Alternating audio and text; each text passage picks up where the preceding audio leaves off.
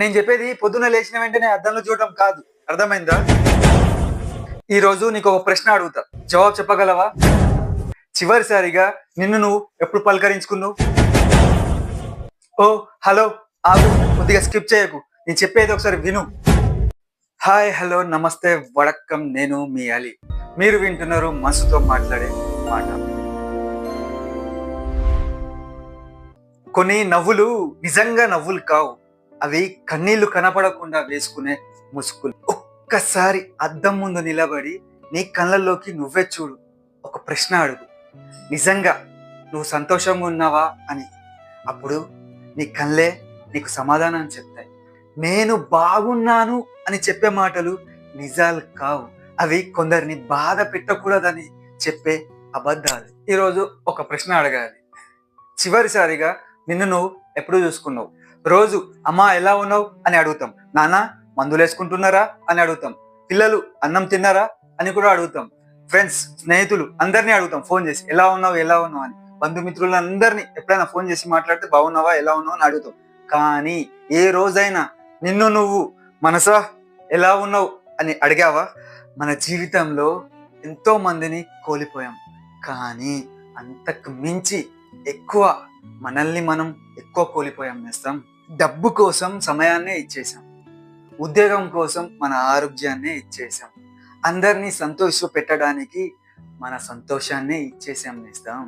చివరికి మిగిలింది అలసిపోయిన మనసు, అలాగే నవ్వడం మర్చిపోయిన ఒక ముఖం. ఒక చిన్న కథ చెప్తాను. ఒక తాతయ్య ప్రతి సాయంత్రం పార్కులో వచ్చి ఒంటరిగా కూర్చునేటోడు.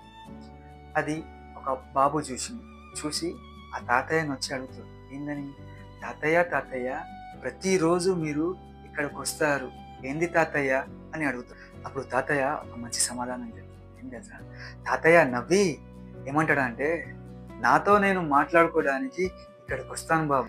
ఇంట్లో అందరికీ సమయం ఉంది, కానీ ఒకరి కోసం ఒకరికి ఇచ్చేంత సమయం లేదు అని అన్నాడు.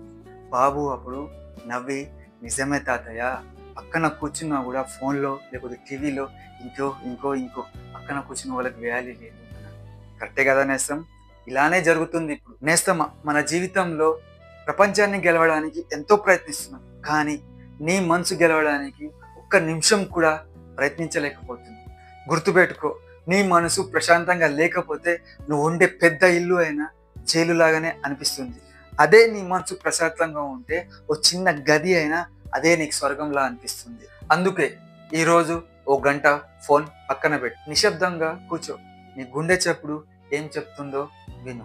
ఎందుకంటే ప్రపంచం మొత్తం నీతో మాట్లాడుతుంది, కానీ నీ మనసు మాత్రం నువ్వు వినడానికి సిద్ధంగా ఉన్నప్పుడు మాత్రమే నీతో మాట్లాడుతుంది. చివరిగా ఒక మాట చెప్తా. ఈ ప్రపంచంలో అన్నిటికంటే మనిషి జీవితంలో అత్యంత అందమైన పరిచయం నిన్ను నువ్వు కనుగొనడమే. అత్యంత విలువైన విజయం నీ మనసును నువ్వు కోల్పోకుండా జీవించడం.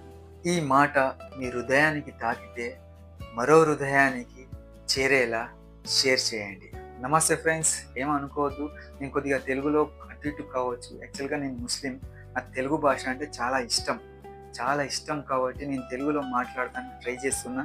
తెలుగులో కూడా మీకు ఇలాంటి మోటివేట్ వీడియోలు చెప్పాలని చాలా ప్రయత్నిస్తున్నా. నన్ను ఆదరిస్తారని కోరుకుంటూ, నేను మీ అలీ.